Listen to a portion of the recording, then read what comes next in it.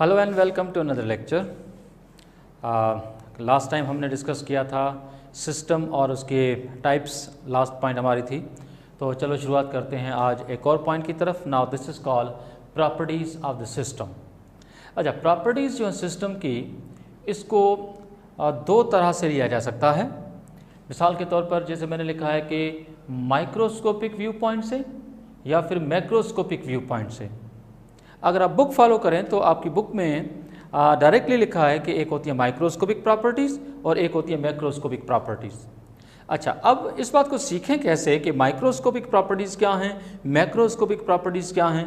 तो चलो शुरुआत करते हैं। सबसे पहले माइक्रोस्कोपिक प्रॉपर्टीज़ जो हैं या माइक्रोस्कोपिक पॉइंट ऑफ व्यू से थर्मोडायनामिक को लिया जाए तो लिखा है कि based on the study of individual particles and these particles like atoms, molecules या फिर आयंस, यानी ऐसी प्रॉपर्टी किसी सिस्टम की जो कि एटॉमिक लेवल पे हो, मॉलिक्यूलर लेवल पे हो या सब एटॉमिक पार्टिकल की लेवल पे हो। तो ऐसी सूरत में जब इंडिविजुअल पार्टिकल ऑफ सिस्टम को जब स्टडी किया जाएगा, now this kind of a property simply called microscopic property.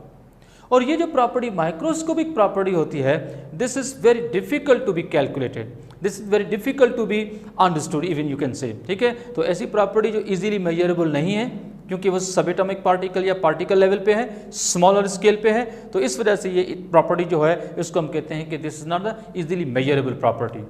Well, तो एक तरह से आप देख सकते हैं कि दीज प्रॉपर्टीज में be include number of molecules like the number of atoms or maybe ions or maybe bond. So such kind of a properties are simply called microscopic property.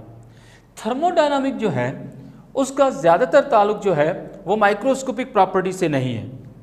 यानी आप यूँ कह सकते हैं कि thermodynamic doesn't deals with microscopic property, it simply deals with macroscopic property. यानी macroscopic property जो है इसको अगर एक्सप्लेन किया जाए तो आप देख सकते हैं कि क्या लिखा है कि the property which is based on the study of systems bulk rather than it's part. ऐसी प्रॉपर्टी सिस्टम की जो सिस्टम की बल्क की वजह से हो, ना कि सिस्टम की कंपोजिशन या उसके पार्ट से एसोसिएटेड हो। ओवरऑल जो collection of particle which are involve in the system which are responsible for the entire property, now that kind of a property is called macroscopic property. मिसाल के तौर पर अगर हम कहें कि एक गिलास में पानी है, अगर हम इंडिविजुअल एक एक मॉलिक्यूल की स्टडी कर रहे हैं, now that is the microscopic. लेकिन पूरे गिलास में जो पानी है उसको एक एज ए होल अगर लिया जाए, एक ग्रुप ऑफ मॉलिक्यूल्स जो कि गिलास में पड़े हैं उन सभी मॉलिक्यूल की एज ए होल स्टडी की जाए, now that kind of a property simply called macroscopic property. ठीक है, मिसाल के तौर पर आप पूछेंगे कि कौन कौन सी property, so I can say like volume.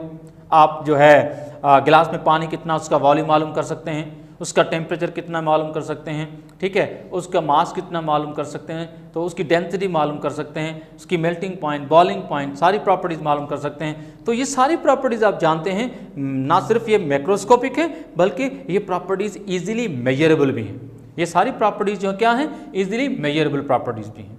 तो चलो देखते हैं कि मैक्रोस्कोपिक प्रॉपर्टीज़ जो होती हैं इसके कितने टाइप हैं। इनमें से एक है एक्सटेंसिव और दूसरी है इंटेंसिव। एक है एक्सटेंसिव और दूसरी कौन सी है, इंटेंसिव प्रॉपर्टी। तो एक्सटेंसिव और इंटेंसिव इन दोनों में फ़र्क क्या है, तो चलो सबसे पहले आप देखें कि extensive property depends on the amount of system. यानी सिस्टम में नंबर ऑफ पार्टिकल्स कितने इन्वॉल्व हैं, अमाउंट ऑफ सिस्टम पे जो प्रॉपर्टी ताल्लुक रखेगी, now that simply called the extensive property. और दूसरी तरफ हमारे पास प्रॉपर्टी है, now that is called the intensive property. That is the property of a system which is independent of amount of system. यानी वो प्रॉपर्टी जो सिस्टम की quantity पे डिपेंड ना करे, सिस्टम थोड़ा हो, सिस्टम ज़्यादा हो, इस डजंट वरी। प्रॉपर्टी का जो मैग्नीट्यूड होगा वो सिस्टम की क्वांटिटी पे डिपेंड नहीं करेगा। ठीक है, प्रॉपर्टी जो होगी वो कांस्टेंट रहेगी, चाहे सिस्टम कम अमाउंट में हो चाहे सिस्टम ज़्यादा अमाउंट में हो। तो सिंपली आप कह सकते हैं कि एक्सटेंसिव प्रॉपर्टीज वो प्रॉपर्टीज हैं जो कि अमाउंट पे डिपेंड करती हैं। तो हम कह सकते हैं कि इन प्रॉपर्टीज का जो मैग्नीट्यूड है वो डायरेक्टली प्रोपोर्शनल है to the amount of system. जबकि इंटेंसिव प्रॉपर्टीज जो होती हैं, ना they are simply independent of amount of system, इसका अमाउंट ऑफ सिस्टम से कोई रिलेशनशिप नहीं है। तो चलो देखते हैं कि एक्सटेंसिव प्रॉपर्टीज कौन कौन सी हैं। अब एक्सटेंसिव प्रॉपर्टीज कौन कौन सी हैं उसकी एक छोटी सी लिस्ट है, यहाँ पर आप देख सकते हैं। Like mass represented by m। आप जानते हैं कि सिस्टम की क्वांटिटी को कम और ज़्यादा करेंगे तो मास चेंज होगा। स्केला है वॉल्यूम, सिस्टम का अमाउंट कम होगा या ज़्यादा होगा उससे वॉल्यूम भी चेंज होता है। internal energy as you know that is the total energy of the system which is the sum of the its potential energy as well as its kinetic energy। तो number of particle कम होंगे तो उनका जो सम आएगा वो कम आएगा। अगर number of particle system में ज़्यादा होंगे तो फिर उसका जो पोटेंशियल और काइनेटिक का जो सम आएगा वो ज़्यादा आएगा। तो इसका मतलब क्या है, इसका मतलब यह है कि इंटरनल एनर्जी जो है वो सिस्टम की क्वांटिटी पर डिपेंड करती है। सिस्टम थोड़ा ज़्यादा होगा तो इंटरनल एनर्जी भी चेंज होगी। इसके अलावा आप देखें कि गिब्स फ्री एनर्जी जिसको हम जी से रिप्रेजेंट करते हैं, एंथैल्पी जिसको एच से रिप्रेजेंट करते हैं, और इवन एक और भी है, now this is called entropy जिसको हम एस से रिप्रेजेंट करते हैं।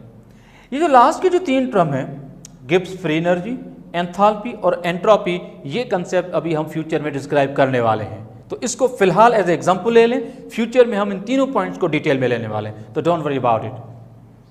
तो चलो देखते हैं कि इंटेंसिव प्रॉपर्टीज जो है वो कौन सी हैं, और ये वो प्रॉपर्टीज हैं एज आई टोल्ड यू जिनका ताल्लुक सिस्टम के अमाउंट पे नहीं है। सिस्टम थोड़ा हो या ज़्यादा हो, the property of the system remain same. इनमें सबसे पहले है टेम्परेचर। चलो टेम्परेचर को एक्सप्लेन कर लेते हैं। मुझे बताओ कि अगर एक जग में पानी है, उसका टेम्परेचर है suppose to be 25 degree Celsius, room temperature पे रखा हुआ है। तो एक जग में जो पानी है उस पूरे पानी का टेम्परेचर भी 25 डिग्री सेल्सियस है।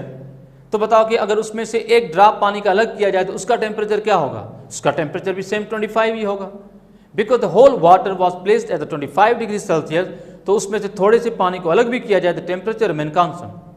तो इसका मतलब यह है कि टेम्परेचर जो होता है किसी भी चीज़ का, वो किसी भी चीज़ की अमाउंट पे डिपेंड नहीं करता। या आप यूँ कह लें कि भाई एक टेबल है जिस पे एक जग पानी का भरा हुआ है और उसी टेबल पे एक गिलास पानी का भरा हुआ है, दोनों जग और गिलास दोनों एक जगह पे रखे हुए हैं, सराउंडिंग का टेम्परेचर कांस्टेंट है। तो बताओ कि जग में पानी पड़ा है उसका टेम्परेचर और गिलास में पानी पड़ा है उसका टेम्परेचर डिफरेंट होगा या सेम होगा? सेम होगा। क्यों? क्योंकि टेम्परेचर अमाउंट पे डिपेंड नहीं करता। सिस्टम थोड़ा हो या ज़्यादा हो, टेम्परेचर जो होगा वो दोनों सिस्टम के लिए क्या रहेगा, वो सेम रहेगा। ठीक है, चलते हैं आगे। डेंसिटी तो आप जानते हैं रेशियो है मास टू वॉल्यूम। जैसे आयरन है उसकी डेंसिटी सपोज कर लेते हैं एक्स है, तो इससे कोई ताल्लुक नहीं है कि आयरन थोड़ी सी क्वांटिटी में है या आयरन ज़्यादा क्वांटिटी में। आयरन थोड़ा होगा या फिर ज़्यादा होगा, डेंसिटी विल रिमेन सेम। फिर आप पूछेंगे जब आयरन ज़्यादा होगा तो फिर उसका मास बढ़ेगा। यस यू आर राइट कि अगर हम आयरन की क्वांटिटी को ज़्यादा लेंगे तो उसका मास बढ़ेगा, लेकिन देखो भाई अगर मास बढ़ेगा तो साथ साथ वॉल्यूम भी तो बढ़ेगा। रेशियो जो होगा मास टू वॉल्यूम वो कांस्टेंट होगा। तो डेंसिटी जो है ये अमाउंट पे डिपेंड नहीं करती।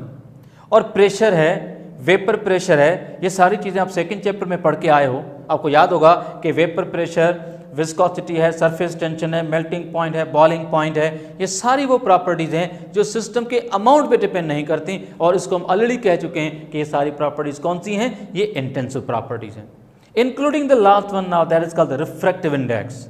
और आप जानते हैं कि रिफ्रैक्टिव इंडेक्स जो है ये रेशो है। अगर मैं थोड़ा सा इसको डिफाइन करूं अगर, तो आप देखिए मैं यहाँ पर लिख लेता हूँ रिफ्रैक्टिव इंडेक्स के बारे में। Refractive index is actually the ratio of angle of sine जो है, या इसको यूँ लिख सकते हैं, is the ratio of sine of angle of incident to the sine of angle of refraction. तो एंगल ऑफ इंसिडेंट का रिफ्रैक्टिव जो एंगल होती है उसका जो रेशियो है, इस रेशियो को हम क्या बोलते हैं, इस रेशियो को हम बोलते हैं रिफ्रैक्टिव इंडेक्स। इसका ताल्लुक सिर्फ सिस्टम की डेंसिटी पे है, मतलब लाइट किस मीडियम से किस मीडियम में आई है, उनकी डेंसिटी में जितना ज़्यादा फर्क होगा उतना रिफ्रैक्टिव इंडेक्स ज़्यादा होगा, लेकिन उससे सिस्टम की अमाउंट का कोई ताल्लुक नहीं है। तो these are all the properties which are simply the intensive. और इस तरफ जो प्रॉपर्टीज हमने लिखी हैं like mass, internal energy, Gibbs free energy, enthalpy, entropy, ये सारी कौन सी प्रॉपर्टीज हैं, ये एक्सटेंसिव प्रॉपर्टीज हैं। ठीक है, चलते हैं आगे। एक और कंसेप्ट को क्लियर करना है, आप देखें। Now this is called the state of the system. State of the system को आप यूं डिफाइन कर सकते हैं कि सिस्टम की हालत। सिस्टम की हालत से मुराद क्या है कि मतलब सिस्टम के कैरेक्टरिस्टिक्स, उसमें वॉल्यूम है, टेम्परेचर है, प्रेशर है, इंटरनल एनर्जी है, एंथैल्पी है, एंट्रोपी है, और ऐसी बहुत सारी और भी प्रॉपर्टीज हैं। तो चलो देखते हैं कि स्टेट ऑफ अ सिस्टम जो है इसको कैसे डिफाइन करें। स्टेट ऑफ अ सिस्टम जो है इसका मतलब है कि description of a system before and after it changes, यानी सिस्टम की वजाहत सिस्टम के चेंज होने से पहले और सिस्टम के चेंज होने के बाद, कि सिस्टम चेंज होने से पहले क्या था और सिस्टम में जब चेंज आई तो चेंज होने के बाद क्या हुआ। तो this kind of A study of the system before and after it get change, now this is called simply the state of the system. तो यहां पर दो बातें हो रही हैं, नंबर एक एंड नंबर दो। तो आप देख सकते हैं कि पहली पॉइंट में क्या लिखा है, पहली पॉइंट में लिखा है कि description before change, now this is called the initial state of the system. अगर आप देखें कि दूसरा पॉइंट लिखा है कि description after the change, now this is called the final state of the system. इसका मतलब यह है कि सिस्टम जब चेंज नहीं हुआ था, जब सिस्टम चेंज नहीं हुआ था तो उस वक्त जो भी सिस्टम की स्टेट थी उसको हम कंसीडर करते हैं as a initial state. One system gets change, फिर चाहे उसमें वॉल्यूम में चेंज आए, प्रेशर में चेंज आए, उसकी एंथैल्पी में चेंज आए, इंटरनल एनर्जी में चेंज आए, ठीक है, कोई भी चेंज आए, चेंज जब आ चुकी, अब जो सिस्टम हमारे पास पड़ा है, अब जो सिस्टम की डिस्क्रिप्शन है उसको हम क्या बोलेंगे, फाइनल स्टेट। तो एक होती है इनिशियल स्टेट और एक होती है फाइनल स्टेट। तो आई होप कि ये दोनों पॉइंट्स आपके क्लियर होंगे। चलते हैं आगे। याद रखो कि thermodynamics only deals with the initial and the final state of the system. Thermodynamic जो हम टॉपिक पढ़ रहे हैं, थर्मोडायनामिक कहता है कि मुझे बस सिर्फ दो चीज़ों का पता करो कि सिस्टम पहले कैसा था और सिस्टम अब क्या है। सिस्टम जो था और अब जो है वो कैसे चेंज हुआ, वो जो पाथ, वो जो रास्ता जिस प्रोसेस के थ्रू सिस्टम में चेंज आई है, थर्मोडायनामिक का ताल्लुक उस पाथ से नहीं है।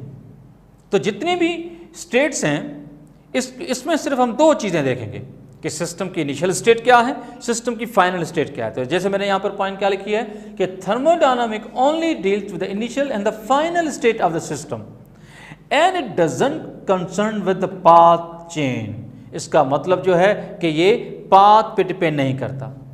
पाथ यानी कि जिस रास्ते से वो चेंज आई है, जिस वे से वो चेंज आई है, जिस वजह से वो चेंज आई है, उससे कंसर्न नहीं है। ठीक है, तो आई थिंक ये सारी बातें अगर क्लियर हैं तो इनिशियल स्टेट क्या है ये बात भी क्लियर हो गई, फाइनल स्टेट क्या है ये भी बात क्लियर हो गई।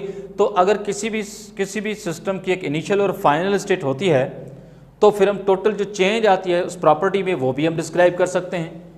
तो उसको डिस्क्राइब करने के लिए हम यूज़ करते हैं वर्ड डेल्टा। तो you can see in all these properties I have written the word delta. Delta stand for the change, the difference. ठीक है, तो आप देख सकते हैं कि change in volume which is V2 minus V1। अच्छा, change in temperature that is T2 minus T1। इसी तरह से आप प्रेशर को देखें, delta P is equal to P2 minus P1। अच्छा, डेल्टा E है तो E2 माइनस E1। तो आप सारी प्रॉपर्टीज़ को देख सकते हैं। याद रखें एक बात, याद रखें कि चेंज इन स्टेट जो होती है किसी भी सिस्टम की प्रॉपर्टी में, वो हमेशा ली जाती है final state minus initial state. What difference occurred in the properties change in the system, now that purely depends upon the initial and the final state. तो फाइनल स्टेट में से इनिशियल को माइनस करोगे तो पता चलेगा कि व्हाट चेंज अकर्ड, कौन सी चेंज और कितनी चेंज आई है, डिफरेंस कितना है, वो वैल्यू आप मालूम कर सकते हैं। तो मेरे ख्याल में स्टेट ऑफ द सिस्टम अगर ये पॉइंट आपकी क्लियर है तो चलते हैं आगे एक और पॉइंट की तरफ। तो ज़रा देखें, we have one more word, most important point है ये, इसको बहुत इंपॉर्टेंट पॉइंट इसको याद रखना है। वो क्या है, वो है कि भाई state of a system for which there is a initial and final state is called state function. याद रखो कि कोई भी सिस्टम की स्टेट जिसके लिए कोई इनिशियल स्टेट है, जिसके लिए कोई फाइनल स्टेट है, याद रखो कि ऐसी प्रॉपर्टी सिस्टम की जिसकी कोई इनिशियल और फाइनल स्टेट है, तो फिर ऐसी प्रॉपर्टी को हम क्या बोलेंगे, ऐसी प्रॉपर्टी को बोलेंगे स्टेट फंक्शन।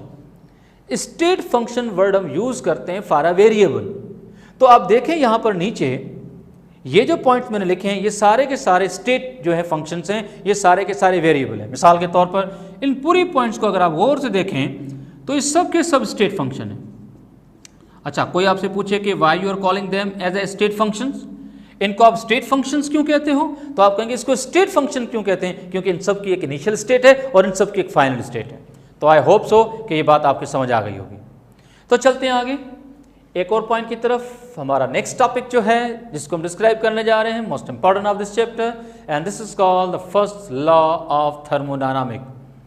ठीक है, एक होता है जीरोथ लॉ। अब जीरोथ लॉ आपके सिलेबस में है नहीं, वरना मैं वो भी एक्सप्लेन कर लेता, जिसमें आपने सुना होगा कि जब टेम्परेचर डिफरेंस आता है तो हीट फ्लो करती है from the region of higher to lower temperature. लेकिन we are just describing the first law, हमारा कंसर्न सिर्फ फर्स्ट लॉ ऑफ थर्मोडायनामिक्स से है। और इस लॉ को आप देख सकते हैं कि कभी कभार क्या बोलते हैं, law of conservation of energy, what we calling it, law of conservation of energy, यानी एनर्जी के बका का कानून, एनर्जी जो है उसके बका का कानून। ठीक है, तो चलो चलते हैं कि ये टॉपिक कैसे डील किया जाए। लिसन, अच्छा एक बात तो आप याद रखें कि ये जो फर्स्ट लॉ ऑफ थर्मोडायनामिक है, दिस वाज एनंशिएटेड इन 1847, ये लॉ दिया गया था 1847, और जो देने वाला था इस लॉ को, the name was Helmholtz, what the name, Helmholtz. तो चलो देखते हैं कि ये लॉ क्या कहता है। इस लॉ को डिफाइन करने के लिए मैंने 3 पॉइंट लिखी हैं, you can C, number 1, number 2 and number 3। तो 1 बाय 1 सभी पॉइंट्स को लेंगे, डायरेक्टली एंड इनडायरेक्टली तीनों पॉइंट्स आपस में रिलेटेड हैं, बस चलो 1 बाय 1 इसको डिस्क्राइब कर लेते हैं कि मामला क्या है। सबसे पहले आप देखें कि लिखा है कि एनर्जी के neither be created nor destroyed during any physical और केमिकल चेंज, यानी कोई भी प्रोसेस हो, चाहे फिजिकल प्रोसेस हो चाहे केमिकल प्रोसेस हो, किसी भी फिजिकल और केमिकल प्रोसेस के दौरान एनर्जी ना कभी डिस्ट्रॉय होती है ना कभी एनर्जी क्रिएट होती है। और आगे क्या लिखा है, आगे लिखा है कि but one form of energy can be converted into equivalent another form, पर एनर्जी का जो एक फॉर्म होता है उसको हम किसी दूसरे फॉर्म में कन्वर्ट कर सकते हैं, और जब दूसरे फॉर्म में कन्वर्ट करेंगे तो इक्विवेलेंटली कन्वर्ट होगा, यानी इनिशियल एनर्जी जो होगी, जो इनिशियल फॉर्म ऑफ एनर्जी है उसका जो भी मैग्नीट्यूड होगा, और हमारे पास जो नई एनर्जी आएगी, कोई भी फॉर्मेट हो जाए एनर्जी का, उसका मैग्नीट्यूड सेम रहेगा। When one form of energy is converted into another, then it is converting in the equivalent manner. Magnitude wise initial और फाइनल दोनों सेम रहेंगे। अगर डिफरेंट हुए तो इसका मतलब आप जानते हैं कि या तो एनर्जी डिस्ट्रॉय हुई या तो एनर्जी क्रिएट हुई। पर फर्स्ट लॉ कहता है कि energy can neither be created nor destroyed. चलो भाई, अब आते हैं फर्स्ट लॉ ऑफ थर्मोडायनामिक को समझाने का दूसरा तरीका। फर्स्ट लॉ ऑफ थर्मोडायनामिक को समझाने का दूसरा तरीका क्या है, वो ये है कि energy of the system plus energy of the surrounding is always constant. System और सराउंडिंग की जो एनर्जी है इसका सम जो होता है वो हमेशा कांस्टेंट होता है। This is the second way of defining the first law of thermodynamic.